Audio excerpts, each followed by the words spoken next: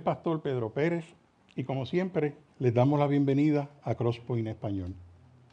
Y como dice el pastor Miguel, a todos los que están con nosotros en esta mañana, gracias por traer la iglesia a este salón. Quiero comenzar haciéndoles un par de preguntas. ¿No te has preguntado cómo sería si siempre hubieras amado a Dios sobre todas las cosas, con toda tu alma, con todo tu corazón y con toda tu mente?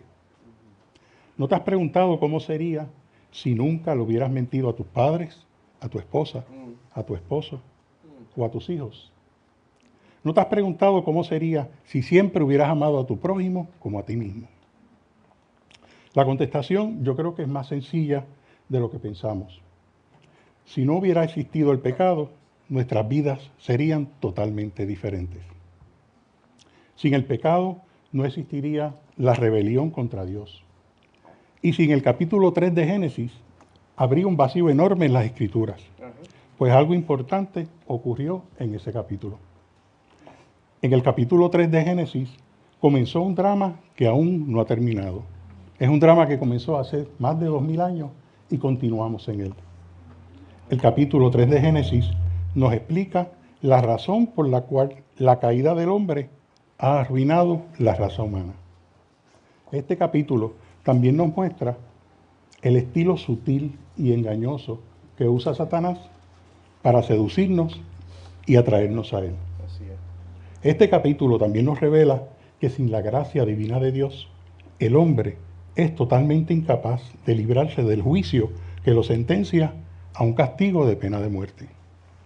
Y de igual forma, veremos en este capítulo que cuando el hombre pecó, en lugar de confesar su pecado, cubrió su vergüenza moral con obras realizadas con sus propias manos, cubriendo su cuerpo con hojas de higuera. Y lo más importante de Génesis 3 es que nos muestra que el hombre no puede acercarse a Dios a no ser que sea a través de un mediador. Y ese mediador es Jesús. Y con todo esto en mente, en esta mañana comenzaremos la miniserie de Adviento titulada La esperanza que fortalece. La prédica de esta mañana la titulé Esperanza y va a estar basada en los versos, en el libro obviamente, Génesis 3, y va a incluir los versos del 8 al 15, según leyeron Luis y su esposa. Les pido que por favor se pongan de pie antes de comenzar para hacer una oración.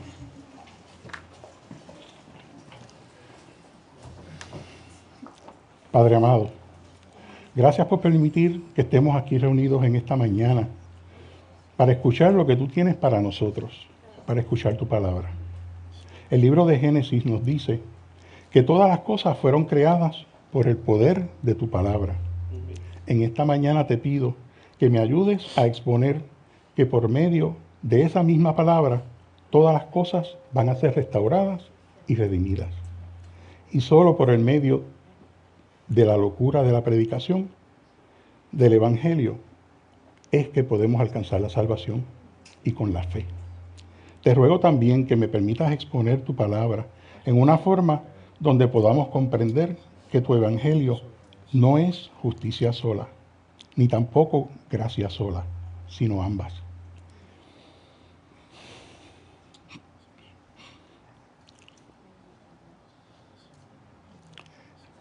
Y ambas verdades juntas son las que componen el hermoso mensaje de tu Evangelio. Y todo esto, Padre, te lo pedimos en el nombre de Jesús de Nazaret.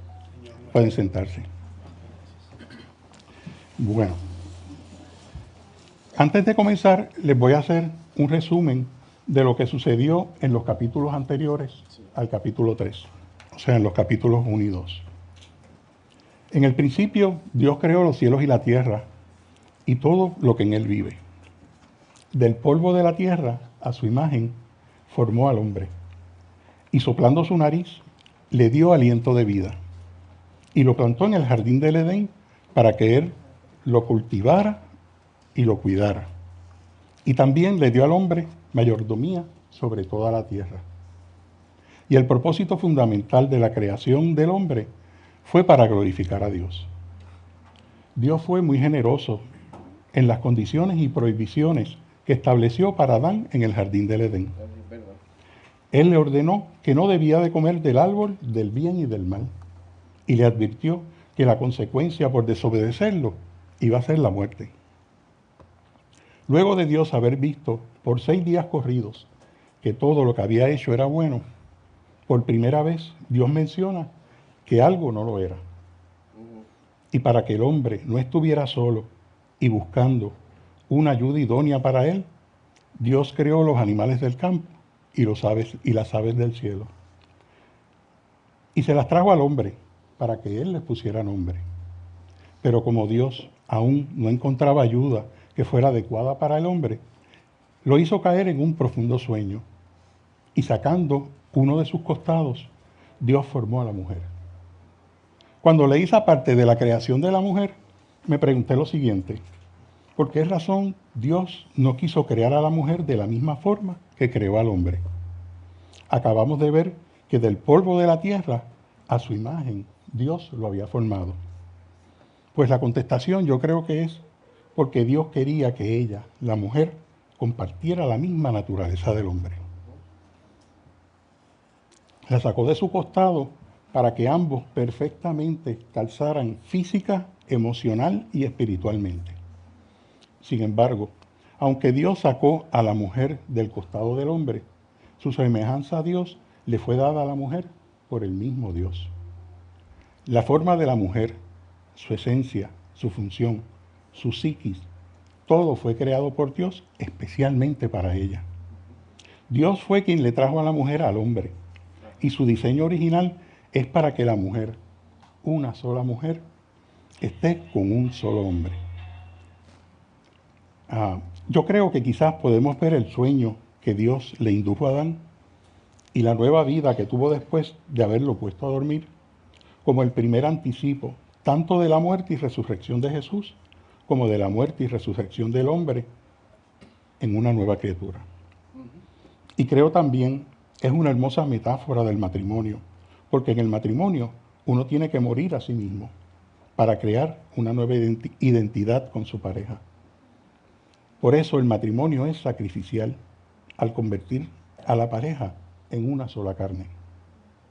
Creo que también debemos tener claro que cuando Dios se refiere a la mujer como ayuda idónea para el hombre, no se refiere a que la veamos como si fuera una sirvienta. Eso es verdad. Lo que Dios quiere es que la mujer esté apta para complementar al hombre, evitando la soledad y acompañándolo en la mayordomía de la creación.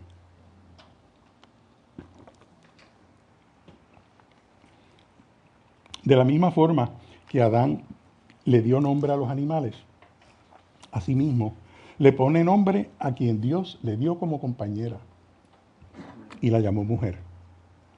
Y cuando en el capítulo 2 de Génesis la Biblia dice: por tanto el hombre dejará a su padre y a su madre y se unirá a su mujer y serán una sola carne, lo que hace es establecer cómo es la forma de la familia.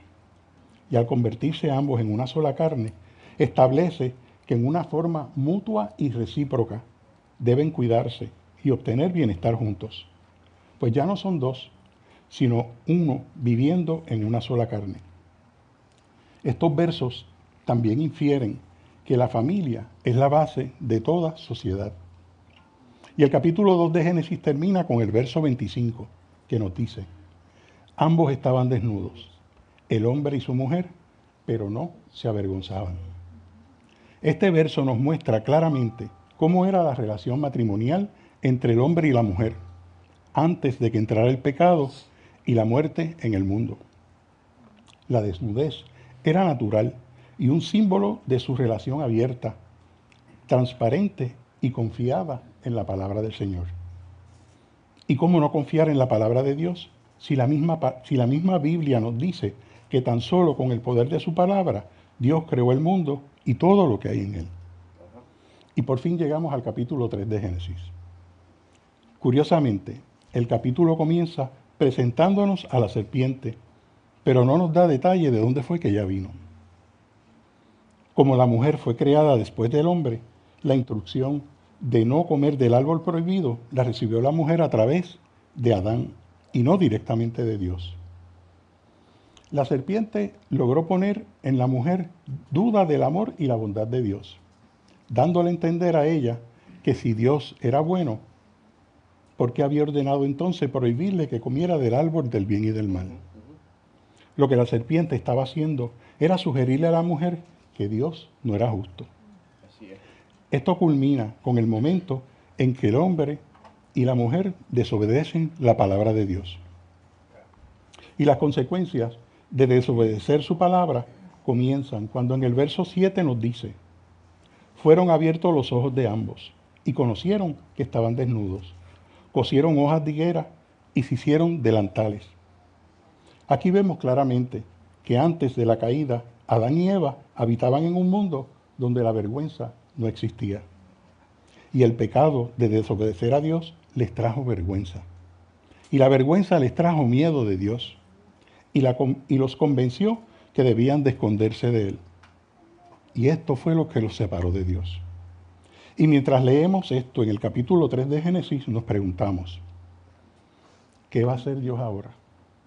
¿Se le ocurrirá a Dios algún plan para restaurar la creación que ahora está caída? La respuesta la veremos en el verso 15. Pero para que tengan el contexto, vamos a leer nuevamente los versos del 8 al 15. Yo se los voy a estar leyendo de la versión de la Biblia de las Américas. Y la palabra del Señor dice así, verso 8. Y oyeron al Señor que se paseaba en el huerto al fresco del día. Entonces el hombre y su mujer se escondieron de la presencia del Señor Dios entre los árboles del huerto. Pero el Señor Dios llamó al hombre y le dijo, ¿dónde estás? Y él respondió, te oí en el huerto, tuve miedo porque estaba desnudo y me escondí.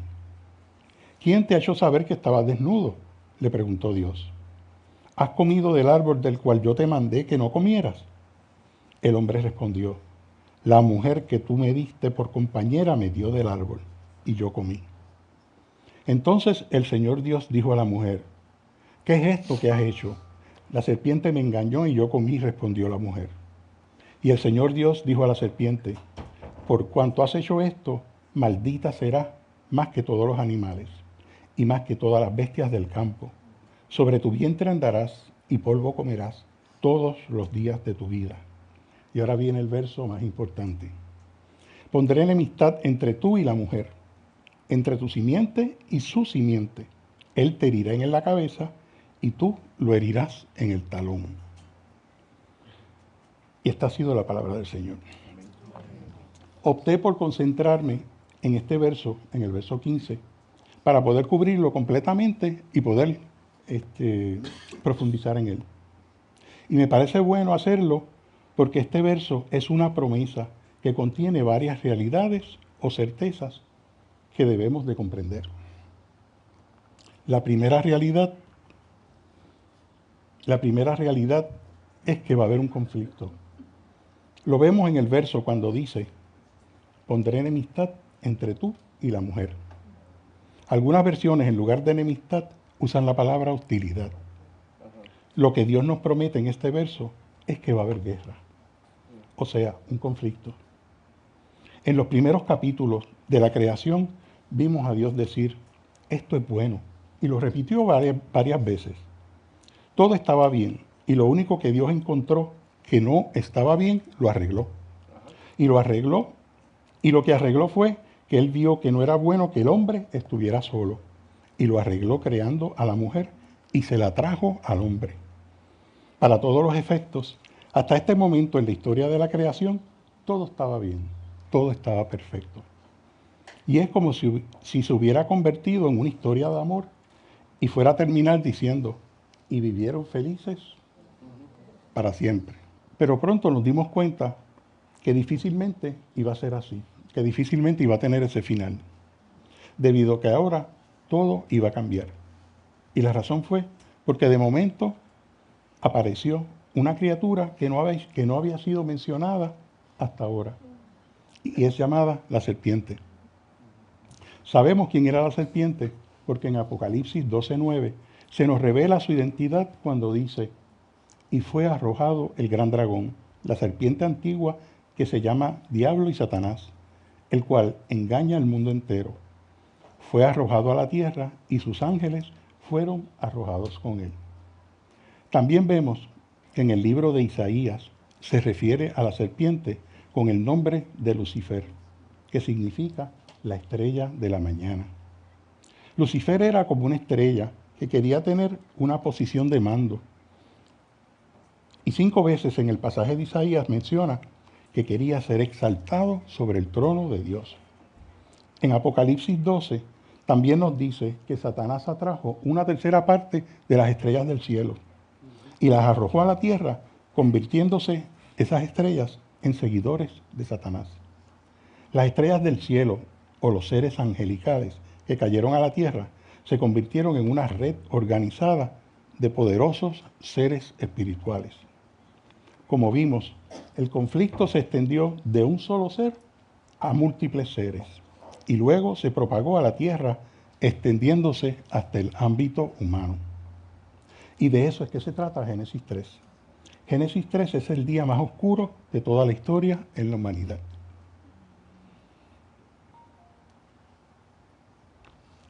Y lo que sucedió ese día es a lo que Pablo se refiere cuando dice en Romanos 5:12: por tanto, como el pecado entró en el mundo por un hombre, y por el pecado la muerte, así la muerte pasó a todos los hombres, por cuanto todos pecaron. Aquí se ve bien claro que por un acto de desobediencia, el pecado fue introducido a la torrente sanguínea y al linaje de la humanidad. La segunda realidad es que va a haber un conflicto, y ese conflicto va a ser continuo. Y lo vemos cuando dice: pondré enemistad entre tú y la mujer, y entre tu simiente y su simiente. Y si me preguntan qué quiere decir eso, se los voy a explicar. Hay un componente espiritual en esta profecía. Significa que va a haber un conflicto continuo entre la humanidad y la multitud que sigue a Satanás, que está siendo influenciada por los demonios que cayeron del cielo. Esa multitud que sigue a Satanás la vamos a identificar como el mundo. El mundo no está de acuerdo con nosotros. El mundo, por lo general, no cree en Jesús ni en la cruz. Y si lo piensan bien, no debe de ser motivo de que nos extrañe, porque lo sabemos. Pero eso no exime que veamos al mundo como nuestro campo misionero. En ese mundo pueden caer el que es el campo misionero nuestro. Pueden caer amistades, familiares y hasta nuestros hijos. Y en Primera de Juan capítulo 5, Juan escribe lo siguiente: sabemos que somos de Dios y el mundo entero está bajo el maligno. Hasta cierto punto esto implica que nosotros somos la minoría y el mundo es la mayoría. Y por eso estaremos en continuo conflicto con el mundo. Estoy consciente de que quizás les he estado hablando de muchas cosas a la vez, pero ahora les pido que por favor presten atención a lo que les voy a decir, porque voy a entrar en uno de los detalles que son más importantes. Lo que sucede es que si no tenemos claro lo que es el conflicto continuo que nos presenta Génesis 3:15, quizás otros pasajes de la Biblia no nos hagan sentido y no vean claramente cómo es que en realidad se entrelazan. De manera que voy a tratar de resumirlo. Nosotros vivimos en un universo que es paralelo. A lo que me refiero es que hay una realidad física y también existe otra realidad que es espiritual. Existe el mundo en el que vivimos y es al que llamamos el mundo real. Y existe otro mundo que para efectos de esta prédica lo llamaré mundo espiritual. En ese mundo es donde tiene lugar gran parte de la acción y las guerras espirituales.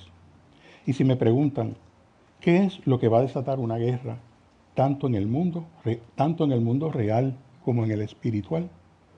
La va a desatar la promesa de un descendiente de la simiente de la mujer aplastará la cabeza de Satanás.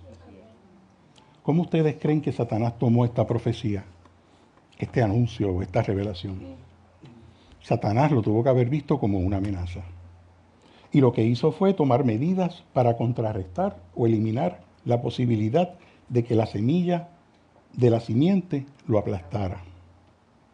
Les voy a mencionar algunos eventos donde Satanás intenta eliminar a la semilla, a la simiente de la mujer. El primer evento que vemos en la Biblia de matar la semilla de la simiente es cuando Satanás motiva a Caín a matar a Abel, que era el hijo bueno de Adán y Eva. Luego de esto, el mundo es poblado y Satanás convierte a la humanidad tan malvada que la única opción que Dios tiene es destruir completamente toda la vida en el planeta Tierra a través de una inundación. En este evento, 8 personas solamente sobreviven, pero la semilla continúa viva. Otro intento de matar la semilla de la mujer fue cuando el rey Saúl quiso matar a David. No una ni 2 veces, sino que lo intenta por una década de años. Lo intenta porque de su linaje saldrá la descendencia que destruirá el dominio de Satanás. La historia continúa y con ella continúan los intentos de Satanás en querer destruir a un pueblo, una nación y a una persona en específico. Ahora vamos a la tercera realidad que dice que alguien identificado como una simiente va a venir. Debido a esta parte del verso es que los estudiosos del Nuevo Testamento consideran que Génesis 3:15 es la profecía mesiánica, es la primera profecía mesiánica jamás dada. El término que usan para identificarla es protoevangelio, que significa primer evangelio. Es la primera predicción de que un libertador va a venir. Y mediante un golpe fatal en la cabeza de Satanás, le quitará la autoridad que tiene sobre la humanidad. Pero ¿quién es la persona identificada como su simiente? El pasaje no lo dice. Todo lo que sabemos es que es alguien identificado como su simiente y que esa persona vendrá de la semilla de la mujer y esa es Eva. La realidad es que con lo que nos dice el verso 15, la persona identificada como su simiente pudiera ser cualquiera. Pero si seguimos leyendo la Biblia, pronto vamos a descubrir que hubo la inundación que les mencioné ahorita. Y en esa inundación sobrevivieron 8 personas, que fueron las siguientes: Noé y su esposa, sus 3 hijos, llamados Sem, Cam y Jafet. Y junto con ellos sobrevivieron sus 3 esposas. Noé y su esposa son 2, los 3 hijos son 5 y las 3 esposas hacen las 8 personas. Y de los 3 hijos de Noé, luego descubrimos que a través del linaje de Sem, Dios hace una promesa especial a uno de sus descendientes llamado nada más y nada menos que Abraham. Y en Génesis 12 y 22, Dios le dice a Abraham: en ti y en tu descendencia serán benditas todas las naciones de la tierra. Y por ahí siguen las promesas de Dios con Jacob y su linaje. Luego pasamos por David hasta que llegamos a Jesús en el Nuevo Testamento. Tuve que mencionarlo someramente y por encimita porque si me pongo con el linaje, créanme, no salimos. De esa forma es que el linaje del Mesías y lo que se conoce como el hilo de escarlata de la redención se va tejiendo a través de Adán hasta llegar a Jesús. Por eso es que cuando abrimos el Nuevo Testamento, en la primera página de Mateo capítulo 1, ¿qué es lo que dice? El primer párrafo es: libro de la genealogía de Jesucristo, hijo de David, hijo de Abraham. Lo que sucede es que están siguiendo el linaje de Dios prometido, que Él prometió y preservó a lo largo de todas las Escrituras. De manera que Jesús es su simiente, el héroe de la historia redentora. Amén, así es. Y por eso Satanás quería matarlo antes de que Jesús, matara a la serpiente. Ahora viene la cuarta realidad, y es la que nos indica que va a haber una confrontación. Y es cuando dice en el verso: Él te herirá en la cabeza y tú lo herirás en el talón. La primera confrontación será mortal, en la cabeza de la serpiente, y la segunda Será un golpe menor y temporal en el talón de la simiente de Eva, o sea, de Jesús. Yo creo que la herida en el talón es como si fuera una predicción de un acontecimiento bien doloroso para Jesús. Y esa fue la crucifixión. Los expertos dicen que la crucifixión es una de las formas más insoportables, agonizantes y dolorosas a las cuales se puede castigar un ser humano. Sin embargo, observen que en el verso 15 lo describe como solamente una herida y la describe así debido a que fue una herida temporal. Algunas personas pueden decir que fue una herida fatal, pues él murió. Sí, pero espera 3 días y verás que resucita. Y mediante la resurrección es que descubrimos que esa fue la victoria de su batalla. De manera que el linaje nos llevó a una cruz sangrienta, pero si lo miras bien, en realidad a lo que nos lleva es a una línea de vida. Que solamente la vamos a encontrar en Jesús. La quinta y última realidad es que va a haber una conquista. Vemos la conquista cuando en el verso dice, Él te herirá en la cabeza. Todos sabemos que la cabeza es el centro de control de todo cuerpo y de todo ser humano. Si no tenemos cabeza, no podemos existir. Si le das un golpe fuerte a alguien en la cabeza, lo dejas inconsciente y eliminas su dominio, su poder y su autoridad. De manera que cuando todas las medidas destructivas de Satanás le fallaron, como cuando logró contaminar la tierra con el pecado, pensando que Dios los iba a juzgar a todos, destruyendo la humanidad completa en el diluvio, Dios preservó 8 personas y la historia continuó. Y cuando Satanás no pudo destruir el linaje del rey David, y cuando tampoco logró matar a Jesús por medio del rey Herodes, a Satanás se le ocurre usar su arma, la más poderosa que tenía.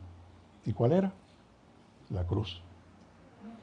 Satanás es quien indica e influye a los líderes judíos y al gobierno romano a que crucifiquen a Jesús en la cruz.